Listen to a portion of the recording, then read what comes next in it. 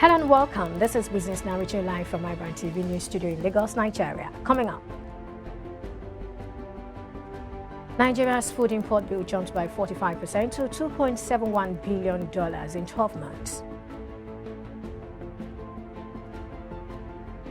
Federal Executive Council approves 1.4 billion naira to boost power supply nationwide.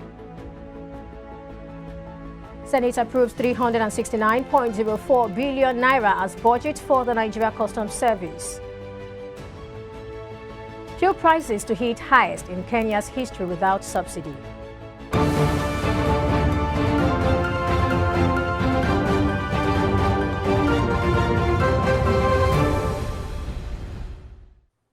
Thanks for joining us, and here are business stories making headlines at this hour. I am Perpetua Fasumi Peter. And now the news in detail. Some of the foreign airlines flying into Nigeria will on April 19 begin the sale of their tickets in dollar amid a worsening shortage of foreign exchange in the country. The development came as foreign carriers on remitted ticket sale proceeds in Nigeria reportedly hit $283 million, which is about 116.87 billion naira recently. It was learned on Wednesday that international airlines on APG Interline Electronic Ticketing Agreement GP code 275 would start issuing tickets in dollars effective April 19, 2022. According to the group, the development follows the difficulty in repatriating airlines' fund stock in Nigeria and other countries coupled with foreign exchange fluctuations. Notable carriers on the APG IET platforms include South African Airways, Fly Dubai, Kenya Airways, Middle East Airlines, Royal Air Maroc, Rwanda Air, Thai Airways, Turkish Airlines, French B, Egypt Air, ASKY, Air Seychelles, Air Algeria, and Air Namibia, amongst others. The latest development may worsen the challenges faced by Nigerian travelers who may have to source FOREX from the parallel market to purchase their tickets. An expert has stated that the price of the dollar would have risen to 800 naira if the CBN Forex policy was not in place. Recall the Central Bank of Nigeria, CBN, had ended the sales of Forex to BDC operators in July 2021. CBN Governor Godwin Emefiele had said the ban was necessary because the parallel market had become a conduit for illicit Forex flows and graft. Chartered accountant Olusegun Okwande said this earlier in the day on IBrandTV's flagship morning show, Business Breakfast, adding that the policy has also helped to block leakages from the Apex Bank's end. I think it addressed it, I would say, a bit in the sense that with that policy, if that was not introduced, then maybe we would have seen dollar rise to the level of maybe 700 to 800. But because within the CBN, they are not getting that supply, but they still have the patronage of the masses. So an average person that travels or has some things to do because he knows he can make more margin prefers to deal with the black market rather than keeping some of those funds even with the local bank for them to make use of. So it's something that we feel that is still not yet balanced. The citizens should be able to have confidence. The only legit people that you're supposed to transact business with when it comes to that should be your bank, if the window is clear for you to operate some of those things. But because everybody wants to maximize the gain that is in everything that we do, you see them patronize them more. And that's why even up till now, though they have put a peg on what the bureau de change can get, but they still have the market. That's where people still run to, and they still meet the demand of an average person that require their services. So it has actually controlled it a bit by, blocking the leakages from CBN side, because there was an allegation that there was round tripping, and they were doing that in collaboration with between the bank officials and CBN to do round tripping. But that we've been able to cut off. But that of the populace, they still have their patronage, and that's why we've said, if you want to continue that, let's liberalize it, let's open it, let the law of demand and supply play their role, and we'll know that this is the actual cost of this dollar against naira against dollar. The Federal Executive Council has approved 1.4 billion for the supply of equipment for the Transmission Company of Nigeria, TCN, to boost power supply nationwide. The Minister of Power, Abubakar Aliyu, disclosed this to State House correspondents after Wednesday's council meeting presided over by the President, Muhammadu Buhari. He blamed the ongoing challenges bedeviling the power sector, including the frequent grid collapse, on acts of sabotage by some elements who do not mean well for Nigerians. The minister said the incidents, which include attacks and abduction of expatriates working on various power projects, had delayed the completion of some projects. Other attacks on electrical installations, he said, have led to blackouts in parts of the country. He lamented that these acts have robbed the country of foreign investors, appealing to Nigerians to join the federal government in foiling these moves. He called on Nigerians to cooperate with the government to forestall the attacks. Nigeria needs to upgrade its power infrastructure, especially for transmission and distribution, using a strategic mix of grid and mini-grid systems. The nation needs an additional $410 billion above business-as-usual investment to meet these goals. These were disclosed by Vice President OSINBAJO in a statement issued after a virtual event on climate finance themed Climate Finance and a Just, Equitable Energy Transition for Africa, organized by the Atlantic Council. According to the statement, which was shared with Nairametrics, the federal government's immediate priority is to create 20 million jobs, rebuild industries, and add more than 200 gigawatts of new power capacity, principally utility-scale solar, by 2060. The economy recorded slow growth in February, according to the Central Bank of Nigeria's report. The CBN's Monetary Policy Committee report showed that in February, the Manufacturing Purchasing Managers Index recorded slow growth, with the non-manufacturing PMI also contracting.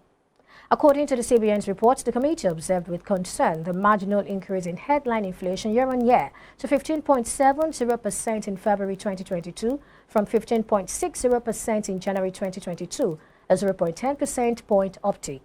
This increase was largely attributed to a rise in the core component to 14.01% in February 2022 from 13.87% in January 2022, while food prices moderated marginally. The rise in core inflation was mostly due to rising energy prices as a result of the current scarcity of premium motor spirit, rise in the cost of automotive gas oil, and hike in electricity tariff. The committee, however, expressed cautious optimism, noting that with sustained interventions by the bank in various sectors of the economy and broad fiscal support to tame the legacy structural constraints, price development would moderate as output growth improved. The Tinkan Island Command of the Nigeria Customs Service has said the total tonnage of goods exported from its command between January and March 2022 was 71,014.4 metric tons, valued at 56.21 billion naira. This was disclosed by the Customs Area Controller in charge of the command, Comptroller Adekunle Oloyode, while speaking to journalists on Wednesday. He said the total free on-board value of the goods was 56.21 billion naira. He added that in the corresponding period of last year, the command recorded a total tonnage of 44,502.9 metric tons, with a total FOB value of 31.37 billion naira.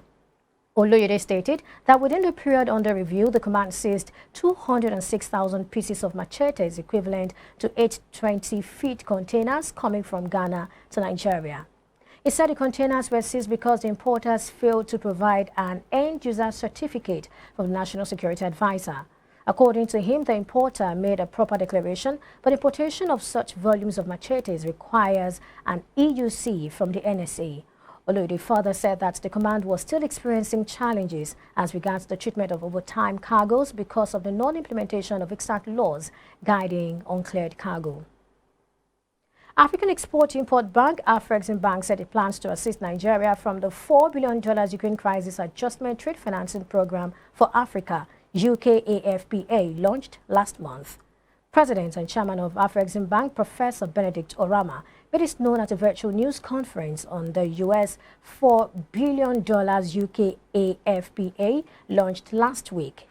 He said the program is targeted as credit facilities that the bank had developed to manage the impact of the Ukraine crisis on African economies and businesses. Orama disclosed the move would help mitigate the impacts of the food and fuel crisis in the country. The Senate yesterday approved 369.04 billion naira's budget for the Nigeria Customs Service, NCS, for the 2022 fiscal year. This was just as it earmarked a 3.019 trillion naira revenue target for the service in 2022. The budget approval followed the consideration of a report by the Committee on Customs, Excise and Tariffs. The report was led by the chairman of the committee, Senator Francis Alimikena, representing Edo North. Alimikena, in his presentation, said out of the total expenditure of 369.04 billion naira approved for the NCS in 2022, 108.85 billion naira is for personnel cost, 45.89 billion naira for overhead cost, and 214.30 billion naira for capital cost. Giving a highlight of the NCS budget, he explained that the service in 2022 would implement the e-Customs project to include the automation of customs agency licenses and vehicle identification number. He stated that the NCS, in collaboration with relevant government agencies, would pursue improved internally generated revenue by implementing the 2021 Finance Act. The World Bank, International Monetary Fund, IMF, UN World Food Programme and World Trade Organization, WTO, yesterday called for urgent coordinated action on food security and appealed to countries to avoid banning food or fertilizer exports. In a statement, the leaders of the four institutions warned that the war in Ukraine was adding to pressures from the COVID-19 crisis, climate change, and increased fragility and conflict threatening millions of people worldwide. Sharply higher prices for staples and supply shortages were fueling pressure on households, they said. The threat is the greatest to the poorest countries, but vulnerability was also increasing rapidly in middle-income countries, which host the majority of the world's poor. They urged the international community to provide grants and other funding for immediate food supplies to help the poor and small farmers facing higher input prices. It was important to keep trade open and avoid restrictive measures such as export bans on food or fertilizer, they said, underscoring the need to avert any restrictions on humanitarian food purchases by the World Food Programme. And still to come, Russia pledges 19.5 billion rubles in state support for airlines. Details and more business news after this commercial break. Stay with us.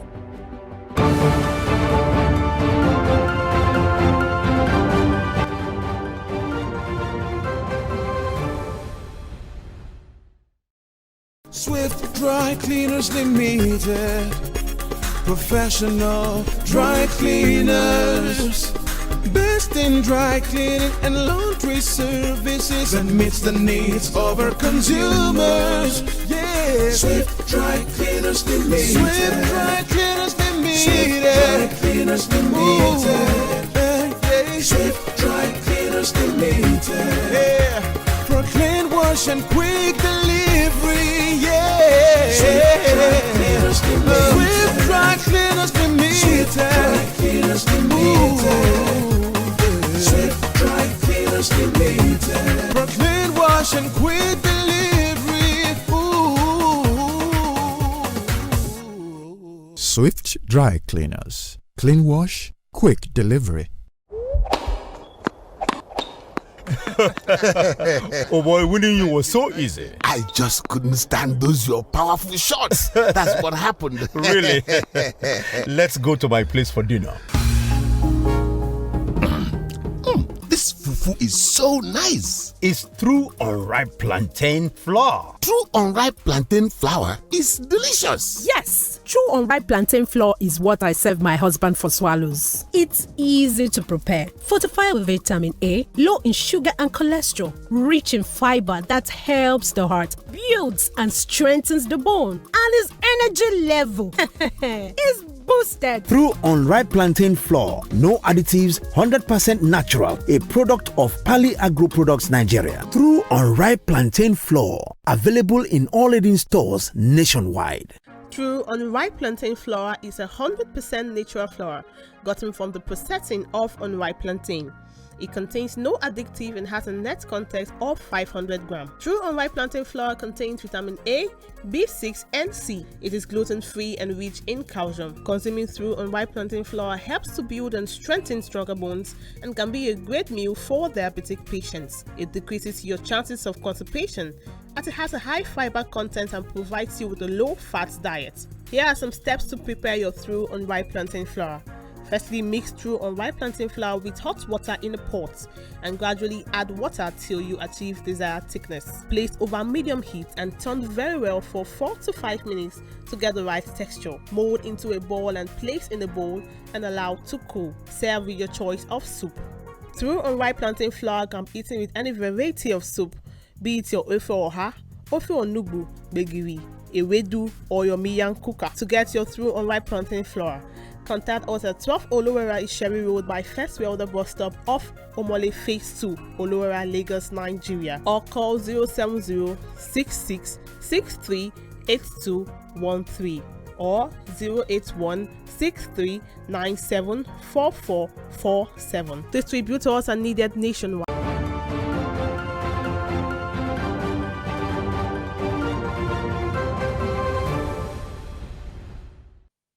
Welcome back. On the African scene, the Kenyan government owed Shell licensee Vivo Energy Kenya 3.5 billion shillings. That's approximately $31 million for the fuel subsidy scheme in the year ended December, highlighting the state struggles to pay oil marketers for keeping pump prices unchanged. The oil marketers' parent company, Vivo Energy Group PLC, disclosed the arrears in its annual report for the period under review. Kenya has since April last year been paying marketers to keep diesel, petrol and kerosene prices unchanged at the back of a global rally in crude that increased the shipping cost of refined fuel. Vivo Energy Kenya is the retailer of Shell-branded fuel products and is the dominant petroleum dealer in Kenya with a market share of 21.7%. The dealer sold 1.37 billion litres of products last year. The unpaid sums in Kenya are the highest in all of the multinationals' African markets, ahead of Morocco at $23 million, Senegal $20 million, and Madagascar $12 million. Kenyan government says it owes marketers 13 billion shillings, but the dealers put the figure in excess of 20 billion shillings. Petrol prices will from midnight increase to the highest level in Kenya's history unless the state subsidies the rising crude oil cost, which may further stoke public outrage over the high cost of living. Estimates from the oil marketers indicate that fuel prices could increase by up to 40 shilling per litre in the absence of a subsidy, pushing the cost of petrol and diesel to 174.72 shillings and 155.60 shillings respectively in Nairobi, which will be the highest in Kenya's history. The state could offer a partial subsidy similar to last month to ease the jump in fuel prices amid a push by oil dealers to scrap the state's aid that has been blamed for the fuel shortage that has persisted for the past weeks. The state partially withdrew the fuel subsidy in March imposed last year, sending diesel and petrol prices to an all-time high and the first increase since October. The weakened subsidy plan pushed the energy regulator to increase diesel and petrol prices by 5 shilling per litre to 115.60 shilling and 134.72 shillings respectively in its monthly review on Monday. Without the subsidy, a litre of super would have increased to 155.11 shilling, while diesel would have retailed at 143.16 shilling per litre of diesel. The 40 shillings rise will push diesel prices to 155 shillings a litre and petrol at 174 shillings, tightening the squeeze on consumers. The cost of energy and transport have a significant weighting in the basket of goods and services that is used to measure inflation in Kenya. The fear of a prices increase comes as the state seeks solutions to the ongoing fuel shortage. And now on the foreign scene, China's economic growth is likely to slow to 5.0% in 2022 amid renewed COVID-19 outbreaks and a weakening global recovery, raising pressure on the central bank to ease policy further. The forecast growth for 2022 would be lower than the 5.2% analysts tipped in January, suggesting the government faces an uphill battle in hitting this year's target of around 5.5%. Growth is then forecast to pick up to 5.2% in 2023. Gross domestic product, GDP, likely grew 4.4% in the first quarter from a year earlier, according to the median forecast of economists polled, outpacing the fourth quarter's 4.0% due to a solid start in the first 2 months. Analysts believe March activity could take a blow from China's efforts to contain its biggest COVID outbreak since the coronavirus was first discovered in the city of Wuhan in late 2019. The government is due to release first quarter GDP data along with March activity data on April 18. As the Russia-Ukraine war threatens to halt shipments and sowing, corn prices have risen toward $8. With Russia having no plans to end its invasion of Ukraine this week, Ukraine could lose about 40% of its next corn crop due to the conflict along the Black Sea. This week, Chicago futures rallied to their highest close since 2012. Despite the initial planting pace being below the 5-year average, Buyers are likely to turn to the U.S. for supplies. Also, weighing winter weather may hinder early planting due to the cold and wet conditions. Russia has pledged 19.5 billion rubles, that's approximately $238 million in state support for airlines to refund passengers flying on routes that have been cancelled due to sanctions, Russian Prime Minister Mikhail Mishustin said on Thursday. The subsidies will be used to refund passengers the cost of tickets on routes that have been cancelled due to external restrictions, which will save carriers their own working capital, which means there will be financial resources to ensure flight safety, Mishustin said. U.S. billionaire Elon Musk has offered to buy Twitter for about $41 billion in cash, saying the social media company he has often criticized needs to go private to see effective changes. Musk's offer price of $54.20 per share, which was disclosed in a regulatory filing on Thursday, represents a 38% premium to Twitter's April 1 close, the last trading day before the Tesla CEO's more than 9% stake in the company was made public. The total deal value was calculated based on 763.58 million shares outstanding, according to Refinitiv data. Musk rejected an offer to join Twitter's board earlier this week after disclosing his stake in the company, a move which analysts said signaled his intention to take over the company as a board seat would have limited his stake to just under 15%. We're going to commercial break now, and when we return, our mobile landlady will bring us more news updates. Stay with us.